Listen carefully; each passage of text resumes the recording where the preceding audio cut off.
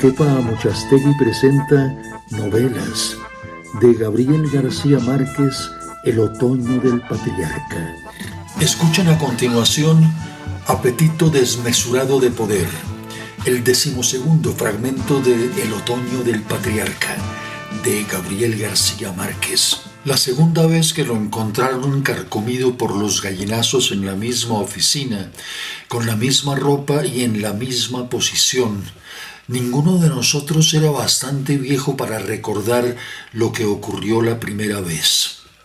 Pero sabíamos que ninguna evidencia de su muerte era terminante, pues siempre había otra verdad detrás de la verdad. Ni siquiera los menos prudentes nos conformábamos con las apariencias, porque muchas veces se había dado por hecho que estaba postrado de alferecía y se derrumbaba del trono en el curso de las audiencias, torcido de convulsiones y echando espuma de hiel por la boca, que había perdido el habla de tanto hablar y tenía ventrílocuos traspuestos detrás de las cortinas para fingir que hablaba, que le estaban saliendo escamas de sábalo por todo el cuerpo como castigo por su perversión, que en la fresca de diciembre la potra le cantaba canciones de navegantes y solo podía caminar con ayuda de una carretilla ortopédica en la que llevaba puesto el testículo herniado, que un furgón militar había metido a medianoche por las puertas de servicio, un ataúd con esquinas de oro y vueltas de púrpura, y que alguien había visto a Leticia Nazareno desangrándose de llanto en el jardín de la lluvia. Pero cuanto más ciertos parecían los rumores de su muerte, más vivo y autoritario se le veía parecer en la ocasión menos pensada para imponerle otros rumbos imprevistos a nuestro destino. Habría sido muy fácil dejarse convencer por los indicios inmediatos del anillo del sello presidencial o el tamaño sobrenatural de sus pies de caminante implacable o la rara evidencia del testículo herniado que los gallinazos no se atrevieron a picar. Pero siempre hubo alguien que tuviera recuerdos de otros indicios iguales en otros muertos menos graves del pasado. Tampoco el escrutinio meticuloso de la casa aportó ningún elemento válido para establecer su identidad. En el dormitorio de Bendición Alvarado, de quien apenas recordábamos la fábula de su canonización por decreto, encontrábamos algunas jaulas desportilladas con huesitos de pájaros convertidos en piedra por los años. Vimos un sillón de mimbre mordisqueado por las vacas. Vimos estuches de pinturas de agua y vasos de pinceles de los que usaban las pajareras de los páramos para vender en las ferias a otros pájaros descoloridos, haciéndolos pasar por oropéndolas. Vimos una tinaja con una mata de toronjil que había seguido creciendo en el olvido, cuyas ramas se trepaban por las paredes y se asomaban por los ojos de los retratos y se salieron por la ventana y habían terminado por embrollarse con la fonda montuna de los patios posteriores, pero no hallamos ni la rastra menos significativa de que él hubiera estado nunca en este cuarto. En el dormitorio nupcial de Leticia Nazareno, de quien teníamos una imagen más nítida, no solo porque había reinado en una época más reciente, sino también por el estruendo de sus actos públicos, vimos una cama buena para desafueros de amor, con el toldo de punto convertido en un nidal de gallinas. Vimos en los arcones las sobras de las polillas, de los cuellos de zorros azules, las armazones de alambres de los miriñaques, el polvo glacial de los pollerines, los corpiños de encajes de Bruselas, los botines de hombre que usaban dentro de la casa y las zapatillas de raso con tacón alto y trabilla ella que usaba para recibir, los balandranes talares con violetas de fieltro y cintas de tapetán de sus esplendores funerarios de primera dama, y el hábito de novicia de un lienzo vasto como el cuero de un carnero, del color de la ceniza con que la trajeron secuestrada de Jamaica dentro de un cajón de cristalería de fiesta para sentarla en su poltrona de presidenta escondida. Pero tampoco en aquel cuarto hallamos ningún vestigio que permitiera establecer al menos si aquel secuestro de corsarios había sido inspirado por el amor.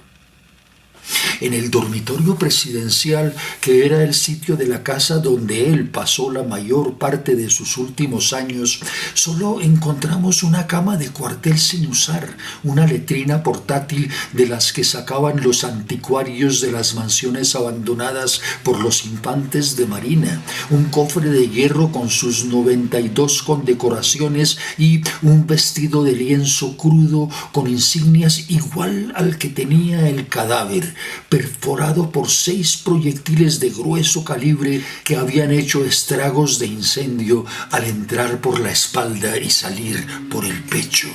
Lo cual nos hizo pensar que era cierta la leyenda corriente de que el plomo disparado a traición lo atravesaba sin lastimarlo, que el disparado de frente rebotaba en su cuerpo y se volvía contra el agresor, y que solo era vulnerable a las balas de piedad disparadas por alguien que lo quisiera tanto como para morirse por él.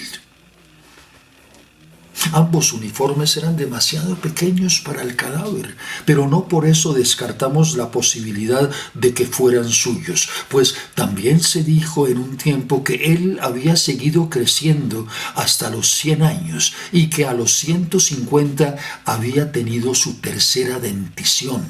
aunque en verdad el cuerpo roto por los gallinazos no era más grande que un hombre medio de nuestro tiempo y tenía unos dientes sanos, pequeños y romos que parecían dientes de leche, y tenía un pellejo color de hiel punteado de lunares de decrepitud sin una sola cicatriz y con bolsas vacías por todas partes, como si hubiera sido muy gordo en otra época. Le quedaban apenas las cuencas desocupadas de los ojos que habían sido taciturnos, y lo único que parecía de acuerdo con sus proporciones, salvo el testículo herniado, eran los pies enormes, cuadrados y planos, con uñas rocallosas y torcidas de gavilán. Al contrario de la ropa, las descripciones de sus historiadores le quedaban grandes, pues los textos oficiales de los parvularios lo referían como un patriarca de tamaño descomunal, que nunca salía de su casa porque no cabía por las puertas, que amaba a los niños y a las golondrinas, que conocía el lenguaje de algunos animales, que tenía la virtud de anticiparse a los designios de la naturaleza, que adivinaba el pensamiento con solo mirar a los ojos y conocía el secreto de una sal de virtud para sanar las lacras de los leprosos y hacer caminar a los paralíticos. Aunque todo rastro de su origen había desaparecido de los textos, se pensaba que era un hombre de los páramos por su apetito desmesurado de poder, por la naturaleza de su gobierno, por su conducta lúgubre, por la inconcebible maldad del corazón con que le vendió el mar a un poder extranjero y nos condenó a vivir frente a esta llanura sin horizonte de áspero polvo lunar, cuyos crepúsculos sin fundamento nos dolían en el alma. Se estimaba que en el transcurso de su vida debió tener más de 5.000 hijos, todos sietemesinos, con las incontables amantes sin amor que se sucedieron en su serrallo hasta que él estuvo en condiciones de complacerse con ellas, pero ninguno llevó su nombre ni su apellido, salvo el que tuvo con Leticia Nazareno, que fue nombrado general de división con jurisdicción y mando en el momento mismo de nacer, porque él consideraba que nadie era hijo de nadie más que de su madre y solo de ella.